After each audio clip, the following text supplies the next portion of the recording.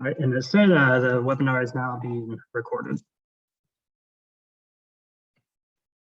All right, so just to let folks know up front that the recording of today's event, as well as slides and handouts, will be available on the FASA website. You can see the address there. And a few technical notes before we start off.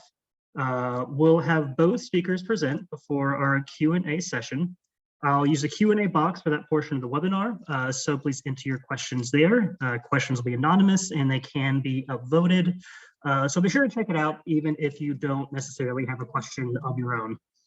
We have the chat box open, so feel free to engage with the speakers or with other audience members there. And if you encounter a technical difficulty of some sort, you can send a direct message to the FASA webinars account. And with that, let's just jump right in. So our first speaker today is Dr. Lori Conlan. Lori is the director of the Career Services Center and Office of Postdoctoral Services in the NIH Office of Intramural Training and Education. She has extensive experience developing programs to enhance career development of NIH trainees, including workshops on conflict management tools to improve workplace dynamics. Today, she will discuss some general themes and frameworks to use for conflict resolution as a trainee. And then I'll also introduce our second speaker, Stacey Satchell. Stacey is a senior academic life coach at the Graduate School of Vanderbilt University. There she is responsible for developing and delivering programs to assist graduate students in their academic and professional development, including conflict resolution and managing academic relationships. Today, she will talk more in depth about conflict graduate mentors, as well as institutional resources commonly available to support resolution. And with that, Lori, I will hand it over to you. Great. Thanks so much, Kyle. Thanks everyone for attending. We're really excited to have you. I am going to share my screen. This is always the fun part, right? Watching someone try to share their screen. It's always fun. Okay, done. Fantastic. Great. So I'm really excited to come and talk to you about conflict and feedback, specifically within the biomedical research community, where some of us think that maybe it doesn't exist, but it really does. So my name again is Lori. My background is in biochemistry and biophysics. I've actually been a FASA member through various different organizations for a long time. And so I understand from being a PhD and doing my postdoc and all the rest of that stuff, what lab and research conflicts typically look like. So I get it, I hear it, I see it. So we'll talk a lot about conflict from that perspective of an understanding of where conflict kind of exists within the research groups. And if you're kind of thinking, well, you know, conflict, what is that and why should we even bother talking about it? Well, conflict is kind of interesting. I think a lot of times when we think about conflict, we think about the big blow-ups that kind of happen between people. But conflict really is everything. And it's the small things and those big things. I like to say the small things, like one of the biggest things that causes me conflict is that conversation between two people about dinner. Where should we go for dinner? I don't know. Where do you think we should go for dinner? And nobody can make a decision about dinner. Like that is even a conflict. It's not just the big blow up stuff that kind of really influence our ability to get work done. There's this great group, Cohen and Cohen, it's a husband-wife team out of Harvard that did this phenomenal survey thinking about conflict in the research community. And they surveyed scientists and said 75% of us spend 10 to 25% of our time on people problems probably every week. And, you know, if you think about that, it's Thursday, right? I think it's Thursday. Yeah, it's Thursday. We're going to pretend we work a 40-hour work week. We know we don't. But that means sometime between 4 to 10 hours a week are spent on people problems. We need a way to kind of work on this a little bit more and to understand then how to have those difficult conversations. More than 2/3 of you say that you've had an uncomfortable interaction with someone at work this week, right? 2/3 of us have had 1 to 5. So that's, you know, I know I have. I don't know about you, but I know I have had an uncomfortable interaction with somebody at work this week. And then I think this is the one that if we can't start talking about conflict and navigating difficult conversations as scientists, this is the one that should get us, is that interpersonal conflict hampers scientific progress. So we will not be able to solve the amazing scientific challenges that are out there in front of us if we can't figure out how to have difficult conversations. So the question, one thing that I often think about is, does conflict ever have benefits? It can actually. It can stimulate and energize people to boost creativity because you start thinking outside the box to solve this conflict. So maybe you'll find some resolution that was never on the table. Additionally, it can build relationship resiliency. So what do I mean by that? So if you have gone through a conflict and you have solved or made it past that conflict, the next time a conflict kind of comes through, you know that you and this other person have the history to get through that next bit of conflict. Now, I say all this, and this is still not easy, right? Conflict is not something that most of us love. Most of us would rather crawl under our research bench than actually talk about and have these difficult conversations. I've been teaching conflict for over 10 years, and I still don't always solve my conflicts. So I'm hoping today to give you some tools, some scaffolds, and some ways to have some difficult conversations so it's not quite so scary for all of these conversations. So there's a couple of books out there on conflict that I really, really love. One is called Difficult Conversations, and then there's a similar one that's attached called Thanks for the Feedback. In Thanks for the Feedback, it's a little bit more about how we receive conflict, and Difficult Conversations is more about how we engage in conflict with like scaffolds. So I really recommend both of these books. You know, I read a lot of these books as a scientist, and many of them I'm like, you could have wrote this in 2 pages and you spent this much pages, but these two are really 2 very, very good books. So there's 3 different conflict components that we're going to dissect. The first is what happened. The second is what feelings are involved. And the third is, how does this challenge who I am? So let's go through each one of these, because this is what makes conflict so personal and painful for many of us. The first is what happened. And I think a lot of times when we're looking at a conflict, it's really hard to see the conflict from the other person's perspective. There's always 2 sides of the story. We know that in our hearts and in our head, but when the conflict's right in front of us, it really is difficult to see it from the other person's perspective. You know, these 2 dudes who are sitting here, one sees a 6, one sees a 9. Neither one of them are wrong, but neither one of them are able to see it from the other person's perspective. I've definitely seen this in research groups, particularly with your PI. One of the ones that I see often is when we give our boss a paper and then the paper sits on their desk, right? So that's the situation. The paper is sitting on our boss's desk. From our perspective, the boss just doesn't have time and doesn't want to read it. From the boss's perspective, it could be maybe the writing's not where I want it to be. And so every time I pick it up, it's painful to read. Maybe I just don't have time. Maybe the project is in my queue. It's down, it's here. I'm getting to it, but it's not at the same speed that it is for you. Makes it very difficult for us to see it sometimes from our boss's perspective as much as we see it from our own perspective. And then what happens with that is that the intent of the other person in the conflict, we assume the worst, like they're out to get us, right? We assume the worst, we get defensive, we think they're out to get me. The other person just sees it as help. You know, it's like, I feel like I am giving you a gift, and to the other person, this is a little bomb coming at them.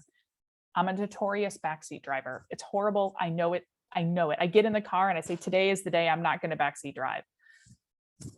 Every single time I give this gift to my husband of how to get into the proper lane. It doesn't go well, right? It doesn't go well, but it's a gift. It's a gift, I promise. But that's not how he sees it. And all of a sudden we're in a conflict.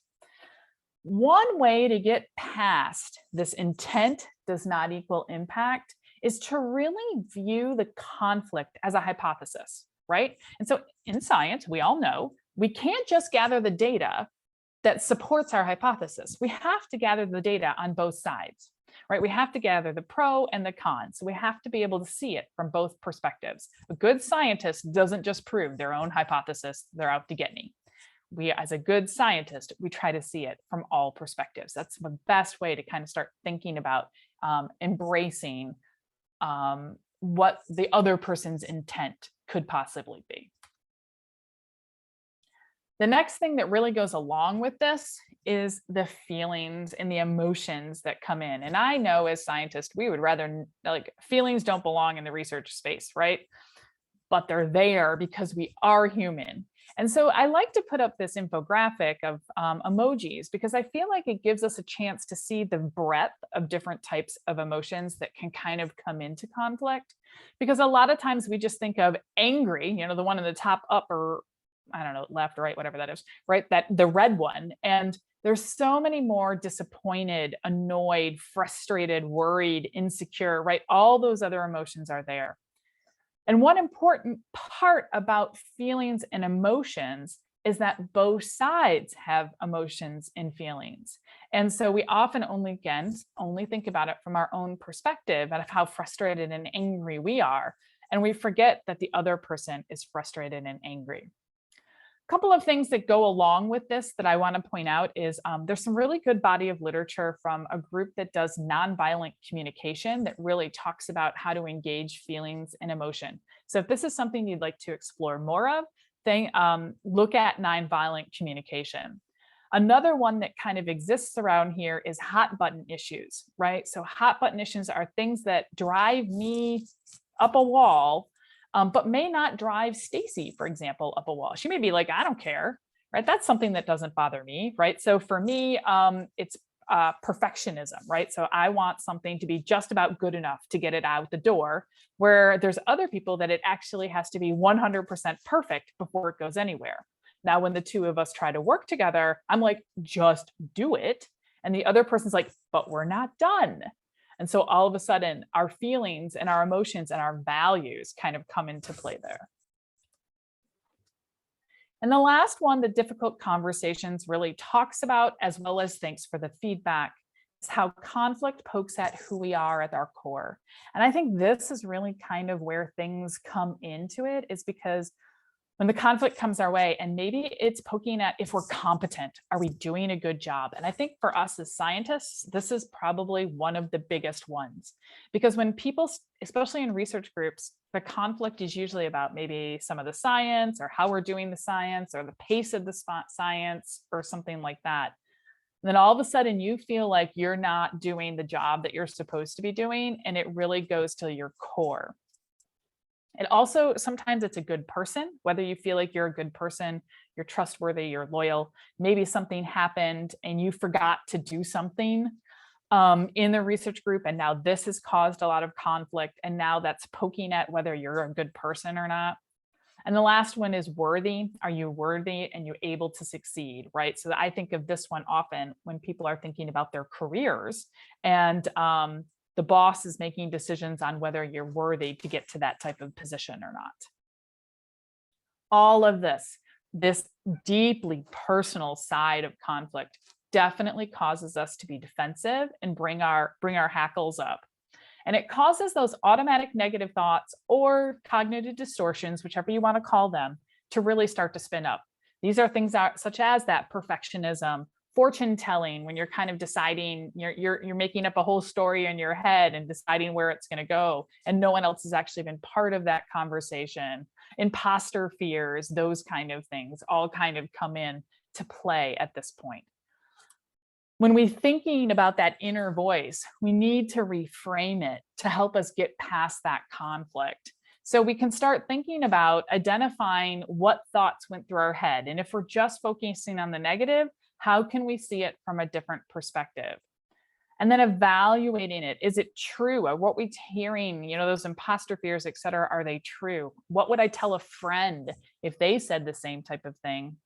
And then how can we respond with a more positive thought? Okay, so reframing our inner voice is a great way to help us deal with our personal side of the conflict.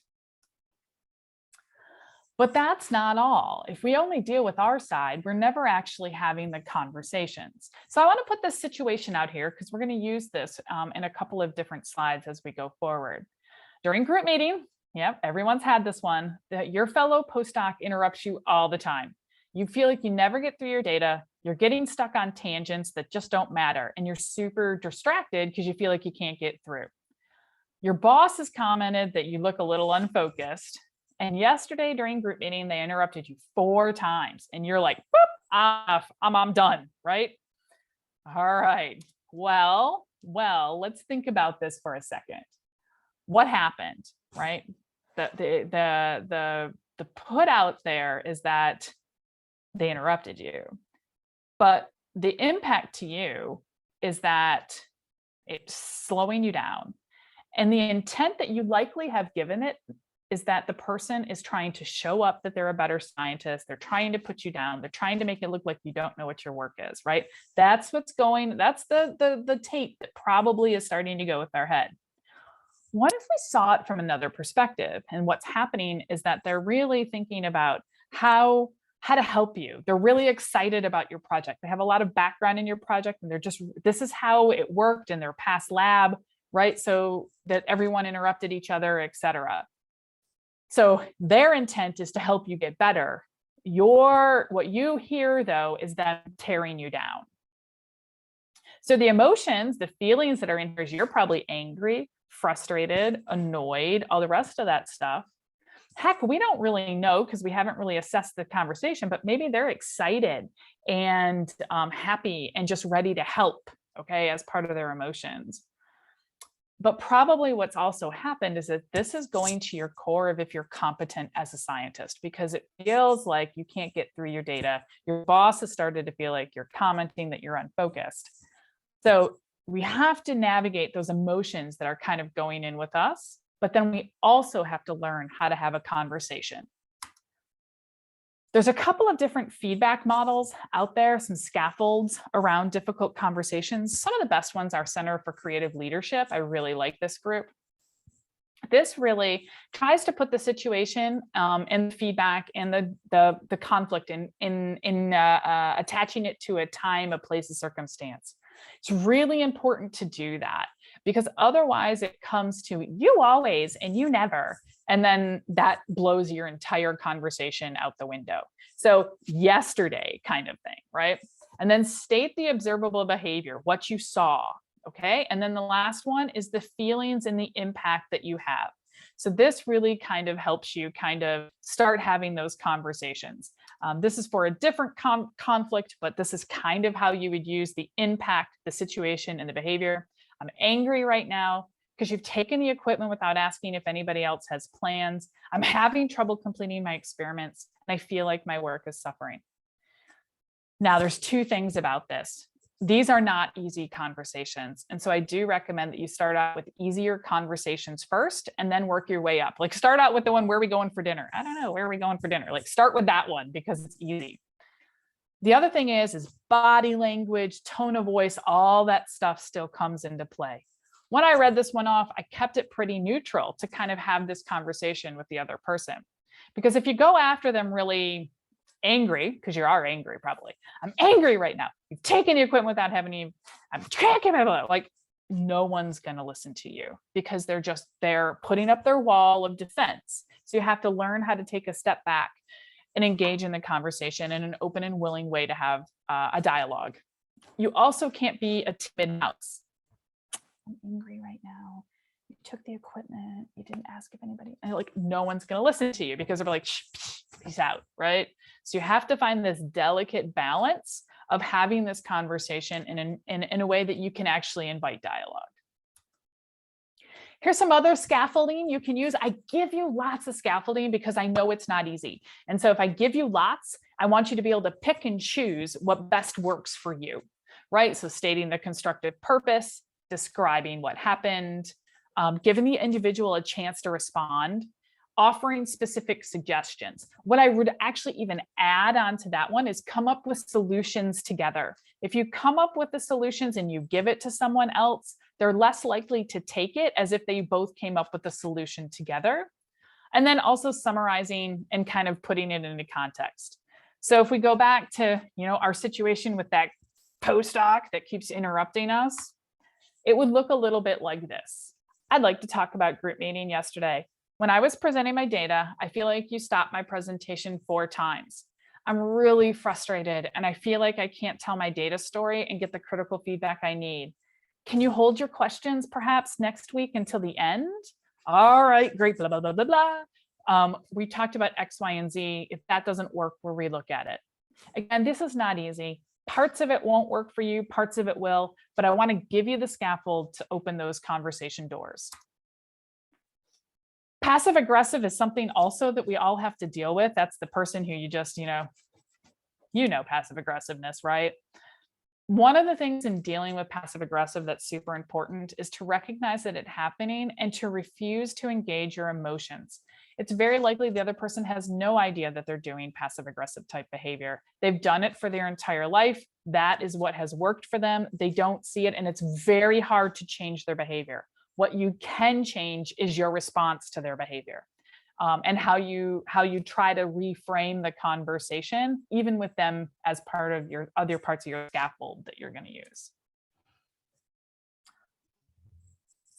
Conflict's not easy. And sometimes, even with the best intentions, you're going to mess it up.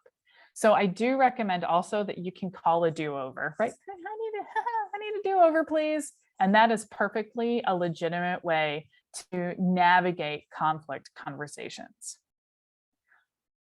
Also, getting feedback is also really tough. So I've put in a YouTube video here by Sheila Heen that's phenomenal. It's part of this Thanks for the Feedback book that I talked about.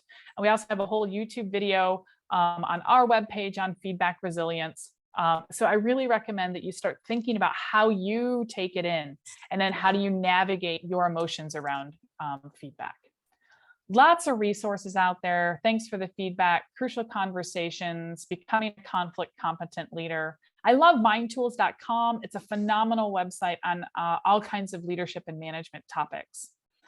If you also should seek out friendly mentors and faculty members, I know that I had secondary mentors when I was both a graduate student and a postdoc, who without them, I would never have made it through my research groups.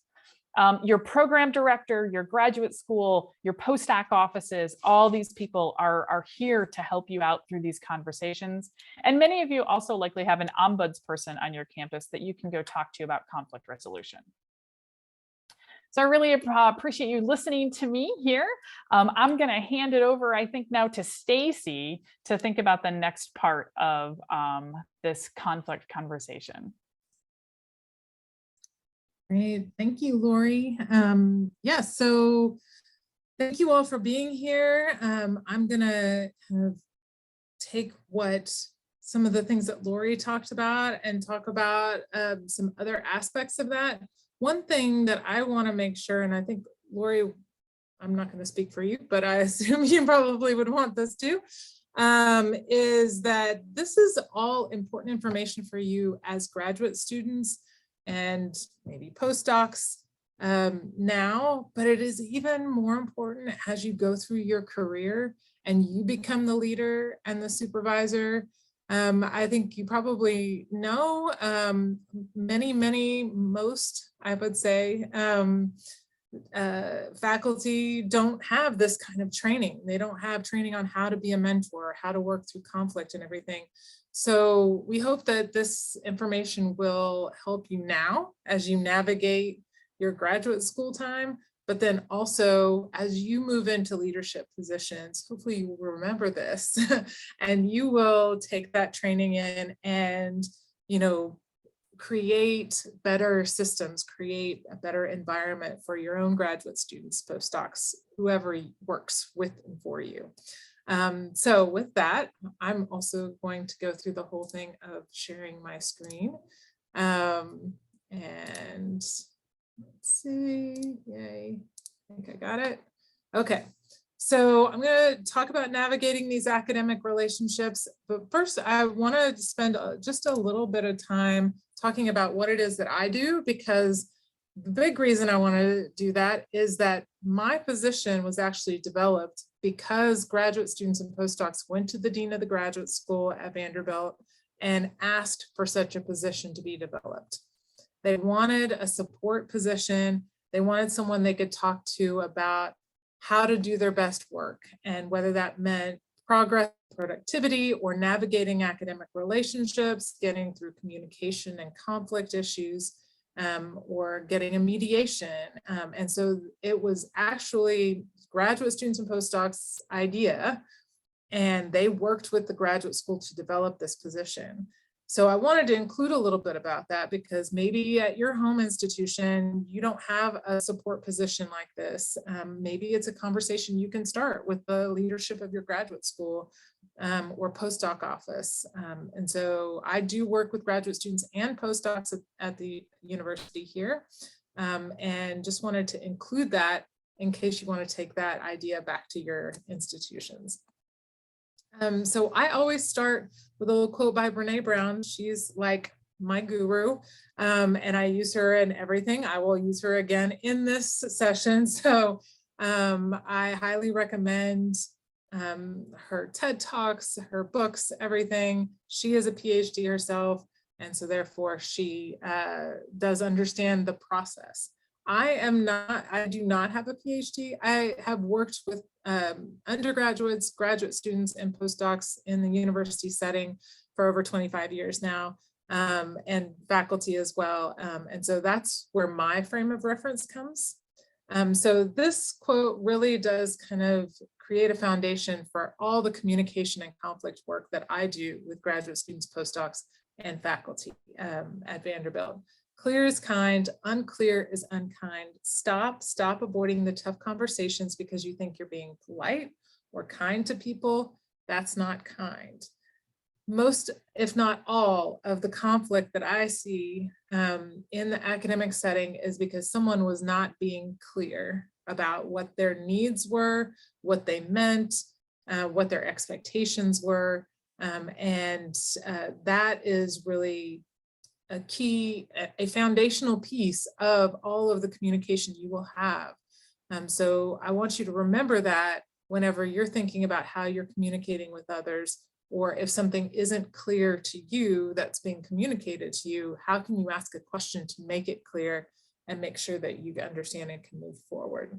So when I talk about navigating academic relationships, 4 things really stand out in the work that I do with graduate students and postdocs here. Number 1 is communication. I do a lot of communication coaching. You don't get a lot of education on how to communicate, outside of maybe a public speaking course in undergrad. And so that kind of making sure that conversations and that you are communicating things clearly or asking that things are communicated clearly is a key piece. Managing expectations is huge. We're going to talk a little bit more about expectations here in a bit, but managing expectations on both sides of a relationship is huge. How can you meet expectations you don't know exist? And are you expecting too much of someone or too little? It can go both ways. Managing up, this is a key piece. As I mentioned, most of your faculty won't have gone through any kind of supervisory kind of training. So how do they know exactly what you need? And so the only person that can tell them that is you. And so I want to make sure you hear about some ways that you can manage up. You can ask for the things you want or need, that you can communicate those things. And then a mentor network, I think Lori spoke to this as well. Make sure you are building a mentor support network, that you are not depending on one faculty member, one supervisor, one colleague for all of your advice and leadership and teaching along the way. Make sure you're building up a network of people that you can go to and have conversations with. It takes so much of the burden off of that one relationship and it frees it up to be more of a mentoring kind of interaction. So I'd like you to take a minute to think about your own mentoring, mentee, trainee relationship. Okay, so what seems to be working well in the mentor training relationship for you? What's not working so well? What might you do differently? Did you set goals and expectations with your mentor at the beginning of your relationship? And what aspects of mentoring do you need to get from someone other than your direct mentor? Who can provide that mentoring? So that last one there is key in that mentor support network. How do you connect with other faculty or staff or other people in academia or in scientific organizations that can create that network for you. So just as a kind of poll or whatever, I would love to see in the chat, if I can pull up the chat. Does anyone have any responses to that? You know, anything that works well for you in your mentor-trainee relationship? And on the flip side of that, what doesn't work well? Just want to give an opportunity for anybody to share anything.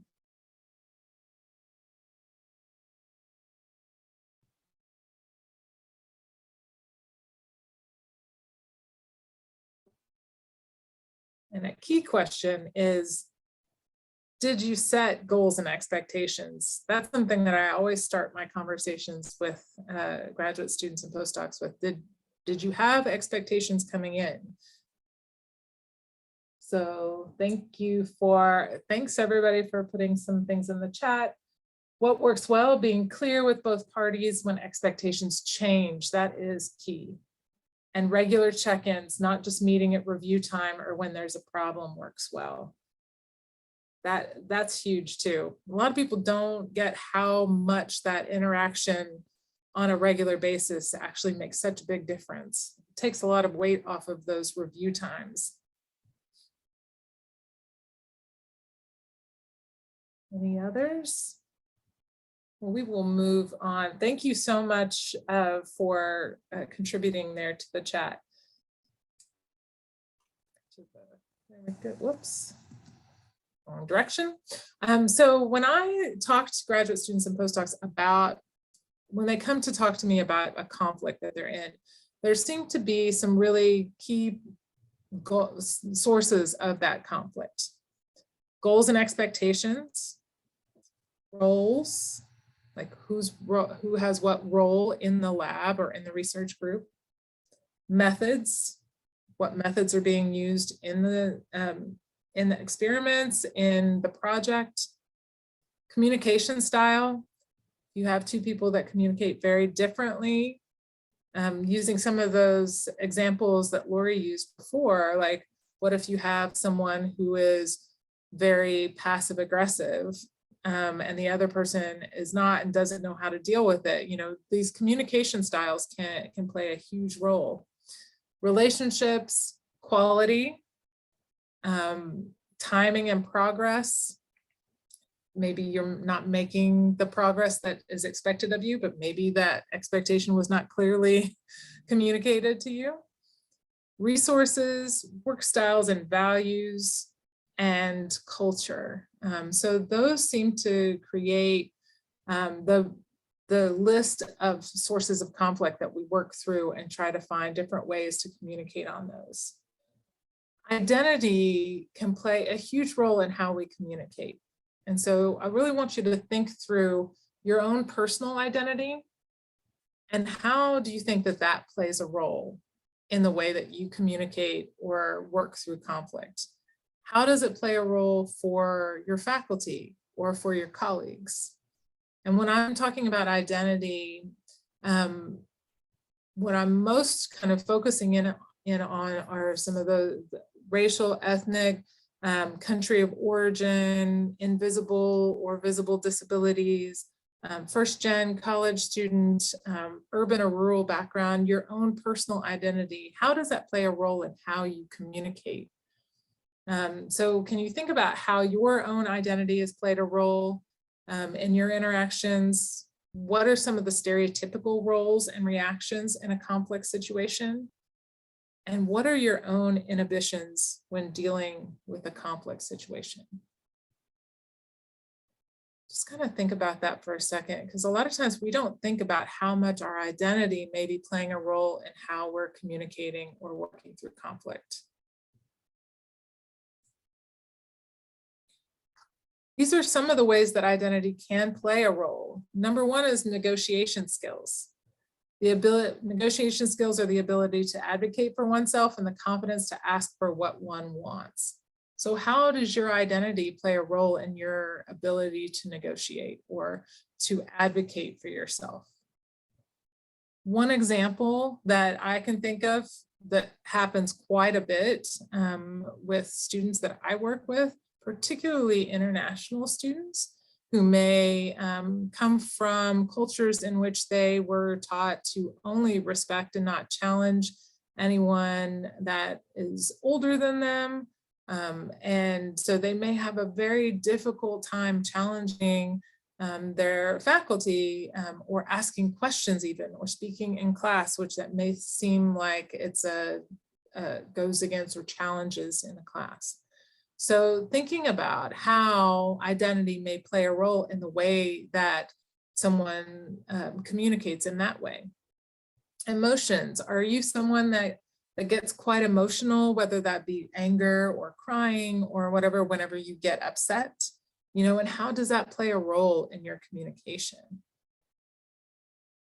Imposter syndrome or stereotype threats, those can play a huge role in whether you feel like you can actually participate in communication fully or work through a conflict in a way that will resolve it so that you're not just giving in. Identity differences in conflict resolution can contribute to inequality in the workplace is basically the key thing that I want to get across there.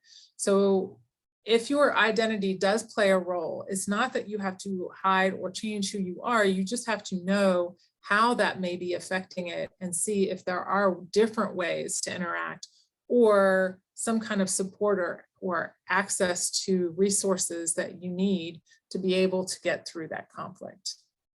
Okay, but it's really key to think about how your identity may be playing a role, because that's a huge part of the communication and conflict. We're not going to ignore that. Okay, so even with different backgrounds and identity, you can develop a positive and trusting relationship through open and honest communication. That is a really important thing to remember. Open and honest communication can alleviate some of that pressure that comes from having different backgrounds and identities, right? You can find that common ground as long as you openly and honestly communicate around it and find ways to work through that. And Lori's giving you some great ways to scaffold out some of that communication. And the key piece that I want to make sure you remember is that aligning expectations is a great place to start. Now, most of you are not at the beginning part of your PhDs, but it is never too late to align expectations with somebody you're working with. And hopefully this exercise that I'm going to share with you from the Simmer project will come in handy not only for you now in your graduate or postdoc appointments, but later on you can use the same exercise when you are a supervisor, okay, not just a supervisee. So aligning expectations is an exercise that you can do when you need to kind of reset, whether that's at the beginning of a working relationship with someone or at some point along the line. I actually tell people they should do it annually. You know, if you have an individual development plan or some annual review or check-in, you can align expectations every time, because as you move through a program, a PhD, a postdoc, any kind of position that you're in, expectations will change as you gain more experience and more confidence and more knowledge, right? So revisiting expectations and needs is something that needs to happen repeatedly over the course of a working relationship. So if you haven't ever heard of the Simmer group or the Simmer project, that's a group based out of the University of Wisconsin-Madison. They have done a lot of work to come up with different kind of curriculum for how to be a mentor and how to be a mentee, along with a lot of other kind of great tools having to deal with diversity and inclusion as well. And so I highly recommend you check out their website. They have some trainings, they make their curriculum available on their website. The exercise that I'm going to share with you right now called Aligning Expectations is going to be on the website with the slides. And I'm going to just drag it over into here.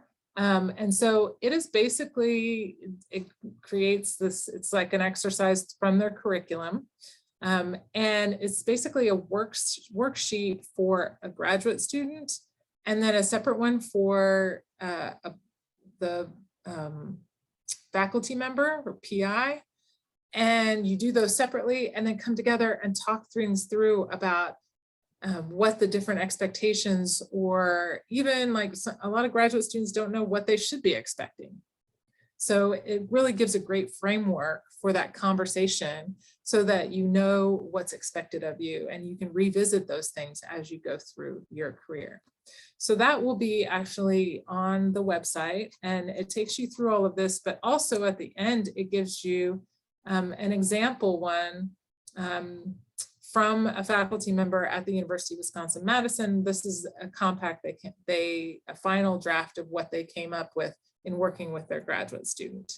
Okay, so that's a really great resource to make sure that you can look at aligning expectations. Most people don't do it, and that when I have students or postdocs come to me with conflicts, usually it comes from some area that should have been covered by expectations at the beginning of the relationship, right? Or that might have given them a framework for talking about that thing that came up in year 3. So really have a look at that and see what you think. I would love to hear from anybody if they have done something like that. If your university uses this curriculum or your department uses this curriculum and you've seen this before, if you want to drop a note in the chat and let us know, that would be great. I'd love to hear if anybody has seen that before. So expectation topics can cover goals of groups versus individuals, individual responsibility and accountability, roles and assignments, communication and processes, constructive feedback, authorship. That's a key area of conflict if it's not discussed and said before. Resolving conflict, time spent discussing those at the beginning creates a bonding moment. It creates a really good foundation for the relationship and a point that you can refer back to and talk about things. So I highly recommend, if this hasn't been done with you as a graduate student or a postdoc, that as you move into leadership positions, you think of doing something like this with people that you're supervising. Even if you're supervising undergrads, it's a great thing. Stacey? Yes. I'm going to jump in. Looks like we're kind of running a little low on time. I want to make sure that we get to the Q&A for a bit. So sorry, I'm going to kind of move that along.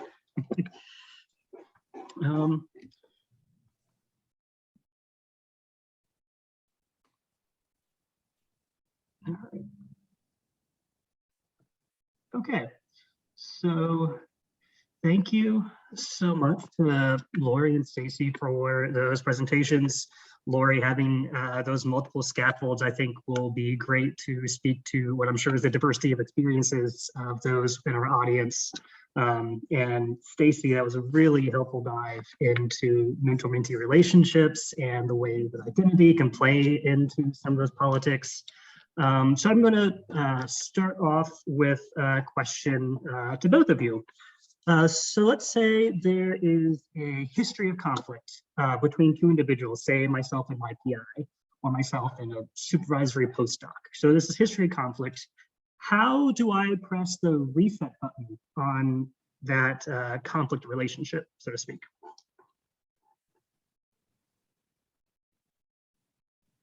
And I will turn it over to Lori first. Oh, that's always a hard one, right? Because conflict is something that the history of conflict, and if you haven't built that relationship resiliency to get past it in the first place, it makes it just, you're kind of like putting chips in your backpack, and the backpack just keeps on getting heavier and heavier and heavier and heavier. I think what I usually recommend with this is to take it to an offsite, not offsite, but like get out of the workspace, go have a cup of tea, go sit outside at the picnic tables, do something different, and start the conversation of like, how do we rebuild? Like, I feel the tension between us. How do we start to have a conversation? It's not easy. Those conversations, I think that's one of the hard part about this. And I see the question in the Q&A too about power dynamics. None of this is easy. And I think there's no simple solution. You're not going to leave this talk today and go, wee, I can solve every conflict. But it's even with your PI, I definitely have had to go to my PI and try to change things. And yes, they have had more power over me. But at the same time, if I come from their perspective, if I come in their preferred way, right? So if they're an extrovert and they like to talk things out, let's do it that way.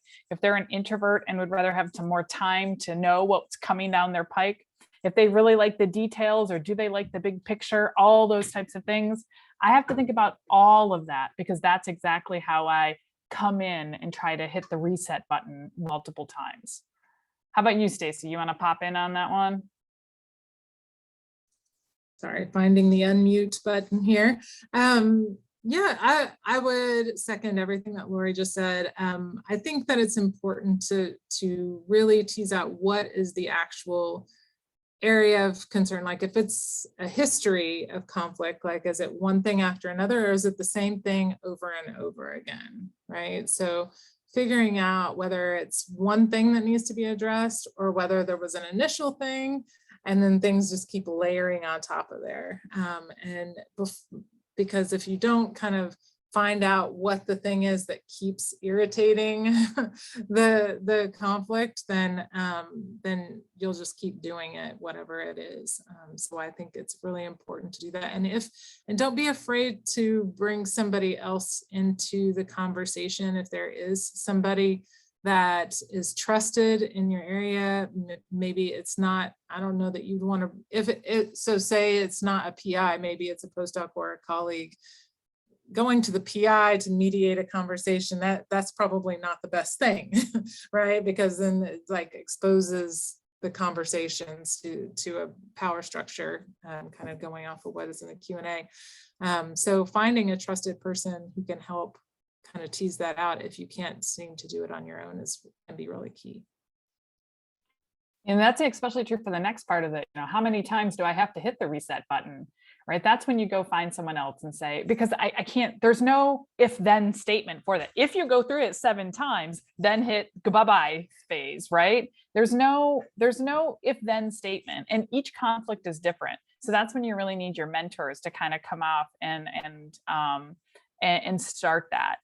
And I see this next one, which is, you know, this is uncomfortable, like to have these communication and expectations. You know, this is the perfect time of year to do it. You go in and you say, you know what, my New Year's resolution was to figure out blah this year. I'd like to talk to you about that. And that just opens the door up in a whole new world. This is a great time to do it. Or at the beginning of a new semester, like anytime there's like a turnover of time is a great way to open those doors.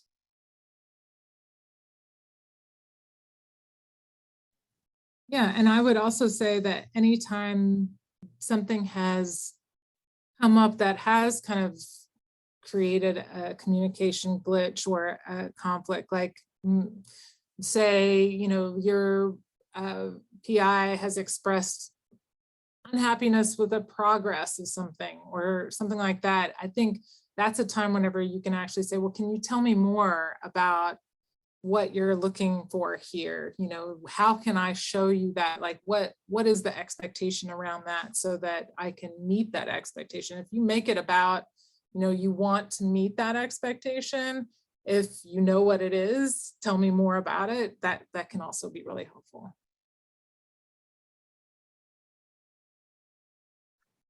All right, looks like we have a question about when to bring in that external mediator, especially within the context of differing power dynamics. Yeah, again, there's no if then statement for that, right? And I think it's like, if it's something that's really grating on you, then go find someone. Go find someone to talk to. Go find another mentor. When I was a grad student, there was another faculty member that I went to and had a conversation with. I could have gone to a couple of people who were on my committee.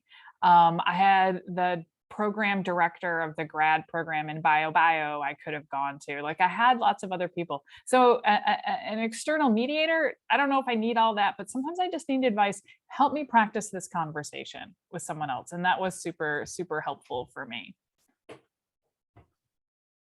Yeah, and sometimes you don't exactly, maybe you don't need an actual mediator. Maybe you just need a communication or conflict coach, whether that be a trusted person or whether somebody who actually does that kind of thing at your university, an ombuds person or something. And so just keep in mind that it doesn't have to go fully to the mediation level. The very rarely, like out of all of the students and postdocs that I work with, very few go to the actual mediation level. Most of it stays at a communication or conflict coaching kind of situation. But there are mediations, and have one next week. So, it's just, sometimes it takes the pressure off the two people by bringing a third person in. A lot of people don't think that. A lot of people think that if they bring a third person in, oh my gosh, that's going to completely crack it, it open or make somebody upset. But a lot of times that's what you need to bring down the kind of emotional piece of it and create more of a conversation. This next question is not bringing a third person per se, but bringing in multiple people. So in addition to having the one-on-one conversations for setting expectations, does group discussion of everyone's goals, is that helpful, or does it run the risk of additional conflict? So this is an interesting one. I teach a lot of PI and faculty courses. And one of the things that we do is a group expectations document. And so that the whole group as a whole needs an expectations document. And I recommend that all PIs have one of those. I also recommend with all those PIs that I talk to is that once a year, the entire group reviews the entire document to update it and make new goals and make sure that the expectations are what's actually happening in this current climate. So I think that if you say like, this document is for us and let's make it the best document that we can have it be, that doesn't necessarily cause more conflict.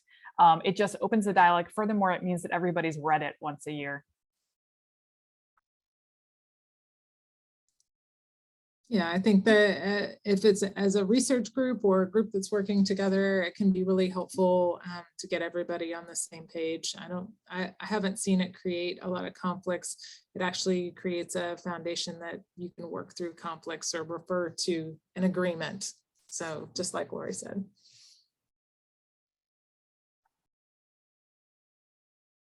All right, I have another question. What if I'm the source of the conflict? What kind of questions, if someone comes to me and says, hey, I'm having a problem with you doing X, Y, or Z, what are some of the questions that I can ask to better understand the situation? Can I share that one of the things that I didn't get to at the end is Brene Brown's rumble language. If I can, I'll just throw that up there real quickly, if that's okay, because that'll give you a good kind of resource. This is from that book, Dare to Lead. These are really great starting questions that can be from whenever either you're the source of the conflict and somebody comes to you and you're wanting to ask them to walk you through why they feel some way or what their concerns are, or help you understand. And it can be used on either side of that conversation. But I get this question a lot because people don't know how to start those difficult conversations, whether they're coming to someone because they're the source of the conflict, or somebody's coming to them because they have a problem with them. This is a really great resource. It's on her website. So if you just Google rumble language Brene Brown, or just go to the FASA website for these slides, that will give you some good resources there. Is that helpful? Is on mute? Yes, thank you. Lori, did you have anything to add to that? Was that? I like that. That's good. All right, we have one last question here in the chat, and I see Lori answered it via typing. So here for Stacey then. So how do you try to initiate healthy conflict with scientists who might be somewhat conflict averse? So Stacey, I let them know, let them feel respected and not judged, like no judgy McJudgy pants. And I think that's a lot of times is like people think you're judgy McJudgy pantsing them, and you open it doesn't feel like a safe dialogue. So the biggest thing is to make a safe space for that conversation to happen. Yeah, I mean, that sounds great. I think a lot of times whenever I'm working with people, particularly in the sciences, making it about like approaching it the same way. A lot of times people think that they have to approach conflict differently than they approach their science. And it really is a problem that needs to be solved, you know, and you can apply some of the same ways that you're going about your science. And sometimes if you do it that way, somebody that's conflict averse, but is very scientifically motivated, might respond to that as well.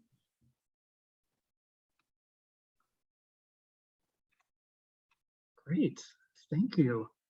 And I think no more questions in the box. We're close to time. So I just want to again give a huge thanks to Lori and Stacey for their presentations today. I think this robust discussion was really indicative of how helpful they were for our audience. And just to remind everyone again, there will be a recording of today's webinar as well as the slides and handouts available on the FACET website, which will be right there on that slide. So thank you and stay healthy. Bye, everybody.